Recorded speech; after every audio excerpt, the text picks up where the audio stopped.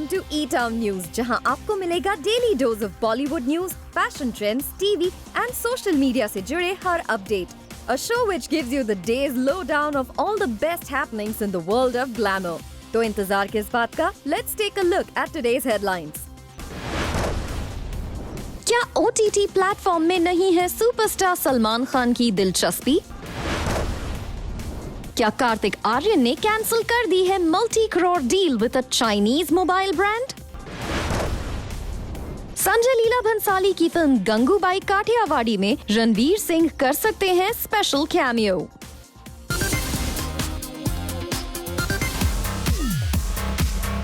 चाहे OTT platform पर film हो या वेब सीरीज, सलमान खान नहीं करते सिल्वर स्क्रीन के अलावा किसी और प्लेटफॉर्म को कंसिडर. सलमान खान को लगता है उनके फैंस भी नहीं चाहेंगे कि थिएटर की जगह OTT प्लेटफॉर्म पर वो अपनी फिल्म करें रिलीज. जहां अमिताभ बच्चन से लेकर अक्षय कुमार OTT प्लेटफॉर्म का रुख कर रहे हैं, वहीं सलमान खान सिर्फ और सिर्फ बड़े पर्दे पर ही करते हैं विश्वास. दरअसल पैंडेमिक की वजह से थिएटर्स पर लगे तालों के कारण कई बॉलीवुड मूवीज को OTT प्लेटफॉर्म पर रिलीज किया जा रहा है. अमिताभ बच्चन और आयुष्मान खुराना की गुलाबो सिताबो जैसी फिल्म इस बात का प्रूफ है कि फिल्म मेकर्स अब OTT प्लेटफॉर्म पर अपनी फिल्म्स को रिलीज करने के लिए तैयार हो रहे हैं.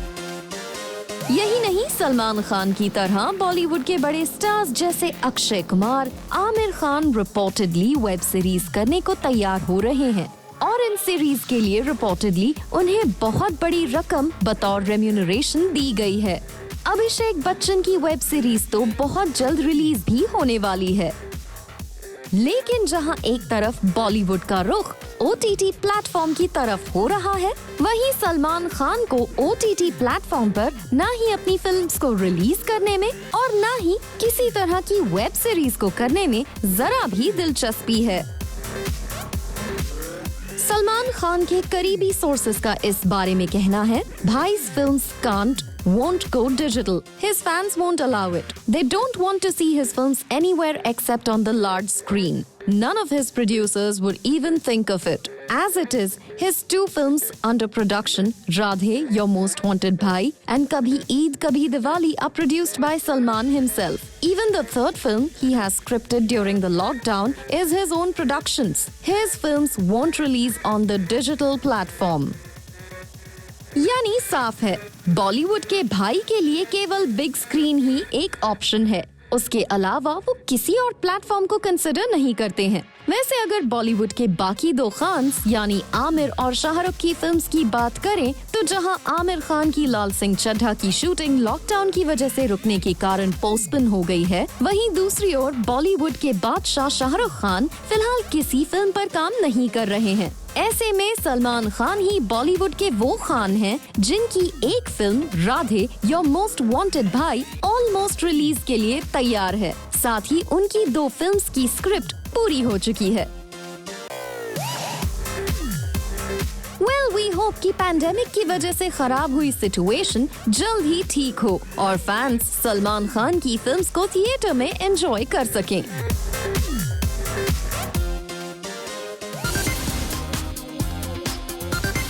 रिपोर्ट्स के मुताबिक बिहार के एक कोर्ट ने करण जौहर और सलमान खान के खिलाफ फाइल किए गए केस को किया रिजेक्ट. दरअसल सुशांत सिंह राजपूत की सैड डिमाइस के बाद बिहार में एक लोकल एडवोकेट ने सलमान खान और करण जौहर जैसे सेलिब्रिटीज के खिलाफ FIR फाइल की थी. इस एडवोकेट का कहना था कि सुशांत को इस ड्रास्टिक स्टेप को लेने के लिए इन सेलेब्स ने मजबूर किया था. लेकिन अब इस मामले में बिहार के एक कोर्ट ने ये कहते हुए इस केस को रिजेक्ट कर दिया है कि ये केस उनके ज्यूरिसडिक्शन में नहीं आता. इस पर अब एडवोकेट सुधीर कुमार ओझा ने रिपोर्टर्स से बात करते हुए कहा है कि वो इस फैसले के खिलाफ डिस्ट्रिक्ट कोर्ट में जाएंगे. I will challenge the CJM's decision before the district court. Bihar is in pain over the death of Sushant Singh Rajput. We must act to bring those who drove a jovial young man like him to take such an extreme step to justice. आपको बता दें, Sudhir Kumar Ojha had filed this petition 3 days after Sushant Singh Rajput's demise. In his witness list, he mentioned Kangana Ranaut's name. The Panga actress was the first big celebrity to blame nepotism and favoritism in Bollywood post Sushant Singh Rajput's death. इस मामले में सुशांत सिंह राजपूत के fans और कई celebs CBI जांच की demand कर चुके हैं, लेकिन मुंबई पुलिस का बार-बार कहना है कि वो इस मामले की अच्छी तरह से जांच कर रहे हैं और सच्चाई जल्द ही सामने आएगी।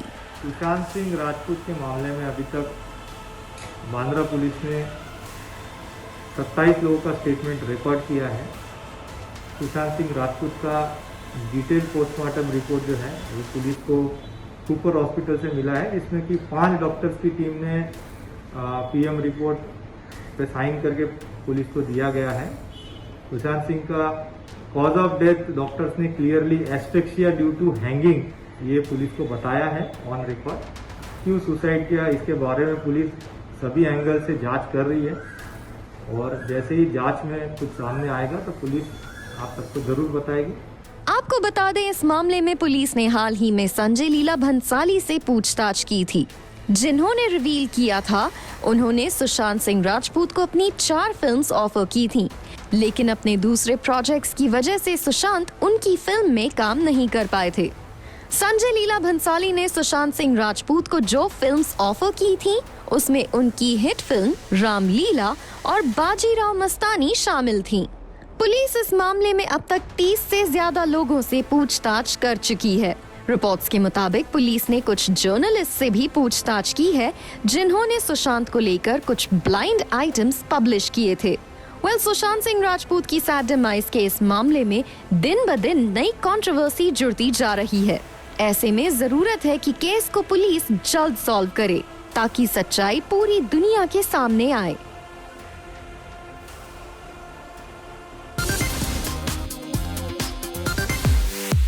आलिया भट्ट के साथ रणवीर सिंह एक और फिल्म में आएंगे नजर, और खास बात यह है कि रणवीर को इस फिल्म में डायरेक्ट करेंगे संजय लीला भंसाली।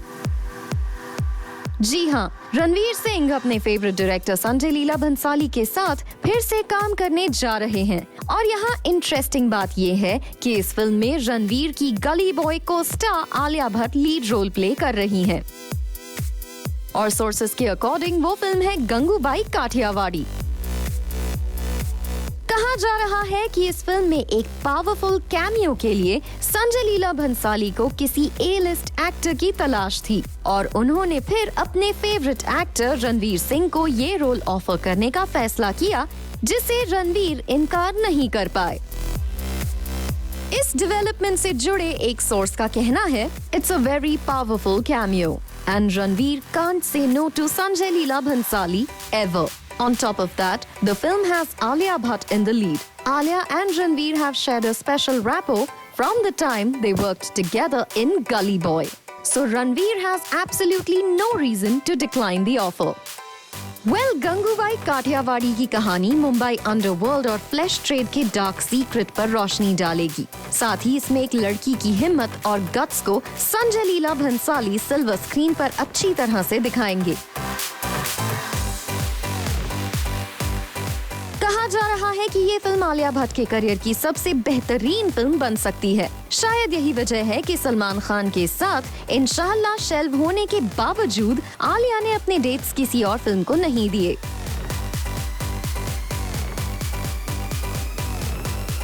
क्योंकि संजय लीला भंसाली ने आलिया से वादा किया था कि वो उन्हें अपनी नेक्स्ट फिल्म की लीड एक्ट्रेस बनाएंगे।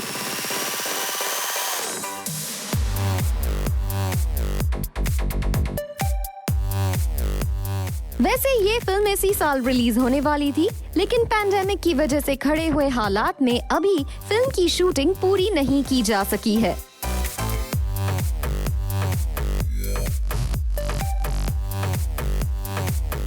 लेकिन सोर्सेस का ये जरूर कहना है कि संजय लीला भंसाली ने अगस्त महीने से फिल्म को शुरू करने का डिसीजन लिया है, और 1 महीने में वो पूरी फिल्म की शूटिंग को खत्म करने की प्लानिंग कर रहे हैं।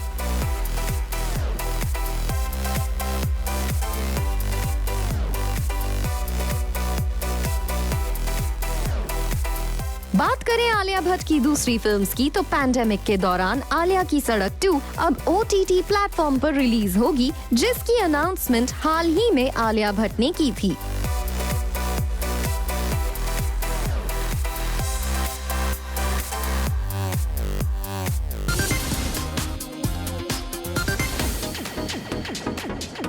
कार्तिक आर्यन ने खत्म की एक चाइनीज मोबाइल ब्रांड के साथ करोड़ों की डील। कार्तिक आर्यन के इस फैसले को इंडिया चाइना बॉर्डर टेंशन से जोड़कर देखा जा रहा है और कार्तिक के इस बड़े नेशनलिस्टिक डिसीजन से उनके फैंस हैं काफी ज्यादा खुश। किसी भी एक्टर के लिए करोड़ों की ब्रांड एंडोर्समेंट को छोड़ना आसान नहीं होता, लेकिन कार्तिक आर्यन ने इस बात को प्रूव कर दिया है कि for him nation comes first. Few days back, the Federation of Western India Cine Employees (FWICE) had made a plea to our celebrities to not endorse any China products after the government banned 59 Chinese apps. FWICE के press statement में कहा गया था, We therefore request all not to endorse any Chinese brand in the wake of the ongoing tension between the two countries. It is an issue of a serious concern and we should all give utter priority to the safety and security of our nation. For us, the nation comes first. Hence, we appeal all to kindly refrain from promoting any Chinese products or related brands. ऐसे में इस situation को seriously लेते हुए कार्तिक आर्यन बन गए हैं बॉलीवुड के पहले ऐसे एक्टर जिसने करोड़ों की चाइनीज ब्रांड डील को खत्म कर दिया है। रिसेंटली कार्तिक ने अपने सोशल मीडिया पर एक पिक्चर शेयर की जिसमें वो अपने फोन से स्काई की पिक्चर क्लिक करते दिख रहे थे। ऐसे में netizens were soon smart enough to point out that the actor was holding another brand of phone and not the Android he endorses. A leading daily reports Karthik has been out of Chinese mobile brand. He has done this due to the current tension between India and China. Apart from this, it has also come to light that Karthik has become the first Bollywood celebrity to take this step. On June 18, CAIT, Confederation of All India Trades, wrote an open letter asking celebrities to leave endorsement of Chinese brands. केवल कार्तिक आर्यन ही नहीं बल्कि कई और ऐसे Bollywood celebs भी हैं जो Chinese brands को प्रमोट करते हैं, लेकिन अभी तक कार्तिक के अलावा किसी और एक्टर के चाइनीज ब्रांड्स के साथ अपनी एंडोर्समेंट डील्स को खत्म करने की कोई न्यूज नहीं आई है। जाहिर है कार्तिक का ये स्टेप न केवल बाकी स्टार्स के लिए बल्कि यूथ के लिए भी इंस्पिरेशनल है। वैसे फिलहाल कार्तिक अपने मुंबई के घर में अपनी फैमिली के साथ क्वारंटीन्ड है और जहां तक उनकी आने वाली फिल्म्स की बात करें तो कार्तिक भूल भुलैया 2 और दोस्ताना 2 में नजर आने वाले हैं and both the films are waiting in the pipeline. ऐसे में कार्तिक को इंतजार है तो सिचुएशन के नॉर्मल होने का, ताकि वो इन फिल्म्स के शूटिंग स्केड्यूल्स को रिज्यूम कर सकें।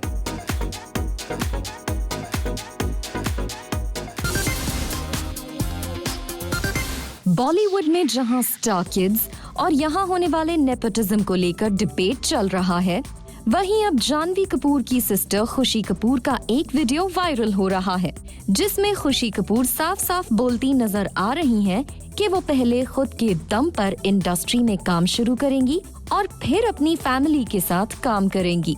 खुशी कपूर का ये बयान आजकल चल रहे नेपोटिज्म डिबेट में काफी अहम है। Hi, my name is Khushi Kapoor. My family is in the business, but I've always just kind of looked from afar. I would definitely love to work with my family at some point in the future. I would like to kind of prove myself and prove my place in the industry before I jump into working with my family. There's really no other way to go about it. क्योंकि बॉलीवुड फिल्मी families पर ये allegation हमेशा से लगते आए हैं कि जहां आउटसाइडर्स को मौका मिलने में सालों का वक्त लग जाता है, वहीं स्टार किड्स को सिल्वर स्पून से फीड किया जाता है और वो जब चाहे जिस बड़े डायरेक्टर के साथ चाहे काम करना शुरू कर देते हैं। खुशी कपूर ने ये वीडियो न्यूयॉर्क फिल्म एकेडमी में अपनी पढ़ाई के दौरान शूट किया था, जिसमें वो इस इंस्टीट्यूट और अपने फिल्मी एम्बिशन के बारे में बात करती नजर आ रही हैं और वीडियो के एंड में उन्होंने साफ साफ कहा है कि वो फिल्म इंडस्ट्री में पहले खुद के दम पर अपना नाम बनाना चाहती हैं।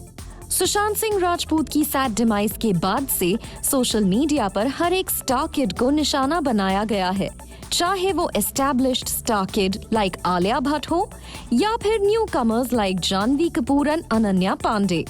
बॉलीवुड के कुछ जाने माने फिल्म मेकर्स से लेकर एक्ट्रेस लाइक कंगना रनौत ने नेपोटिज्म को एक बड़ा इशू बताया है। ये लोग जो हैं क्यों डर रहे हैं, क्यों खिसिया रहे हैं कि मैंने नेपोटिज्म के करके बोला तो इनकी हवाइयाँ उड़ गई।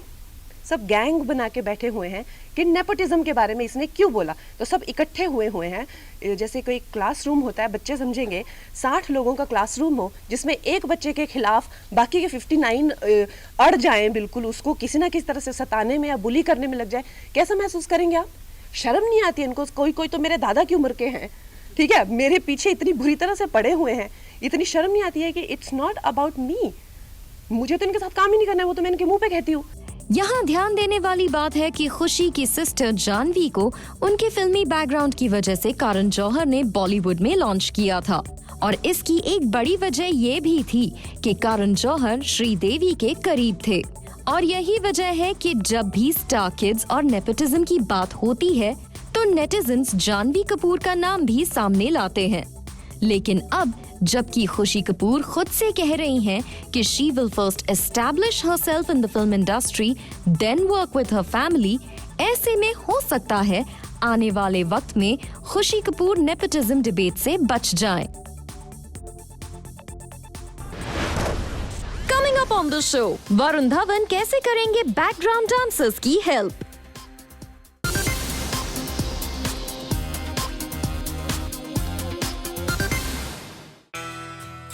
बॉलीवुड डांसर्स की हेल्प के लिए आगे आए वरुण धवन। डांसर्स के अकाउंट में वरुण धवन ने डायरेक्टली मनी किया ट्रांसफर।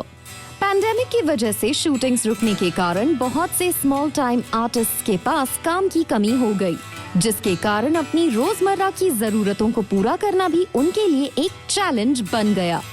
लेकिन वो कहते हैं कि जब एक दरवाजा बंद होता है तो भगवान कई और दरवाजे खोल देता है। ऐसे में वरुण धवन बॉलीवुड के उन डांसर्स की हेल्प के लिए आगे आए जो काम की कमी की वजह से अपनी डेली नीड्स को भी पूरा नहीं कर पा रहे थे। Varun Dhawan has come out to monetarily help the Bollywood dancers with whom he had worked in his previous movies. He has transferred money to the bank accounts of a few dancers and will be helping them every month, ताकि इस कठिन समय में इन small time artists की help हो सके। Varun ABCD2 और street dancer 3D में डांसर का रोल कर चुके हैं। ऐसे में वो डांसर्स के हार्ड वर्क को एडमायर करते हैं और इसीलिए उन्होंने इस मुश्किल घड़ी में रियल लाइफ डांसर्स की हेल्प करने का डिसीजन भी लिया। वैसे ऐसा नहीं है कि पैंडेमिक के समय में वरुण धवन ने सिर्फ इन डांसर्स की ही फाइनेंशियली हेल्प की है। The actor extended his support to the Prime Minister Relief Care Fund, Chief Minister's Funds and the daily wage workers in the industry. Varun Dhawan की तरह बॉलीवुड के कई एक्टर्स ने कोरोना वायरस पैंडेमिक के समय में अपनी मॉरल रिस्पॉन्सिबिलिटी को निभाया है। अक्षय कुमार, शाहरुख खान, सलमान खान, कटरीना कैफ, रणवीर सिंह, दीपिका पादुकोण, कंगना रनौत, विकी कौशल, शिल्पा शेट्टी कुंद्रा, राजकुमार राव, रकुलप्रीत सिंह जैसे और भी कई सेलेब्स हैं जिन्होंने इस मुश्किल समय में देश की मदद की है और सोनू सूद के कंट्रीब्यूशन को इस खराब सिचुएशन में नजरअंदाज नहीं किया जा सकता है। जिस तरह माइग्रेंट वर्कर्स को उन्होंने उनके होम टाउन तक पहुंचाने में मदद की है, उसकी तारीफ सबने की है।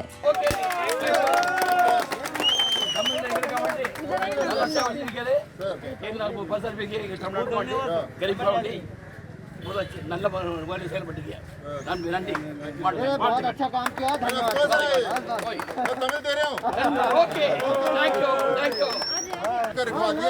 फैमिली में सब लोग आपस में बांट लेना उसको और इसके बाद यूज करते रहे।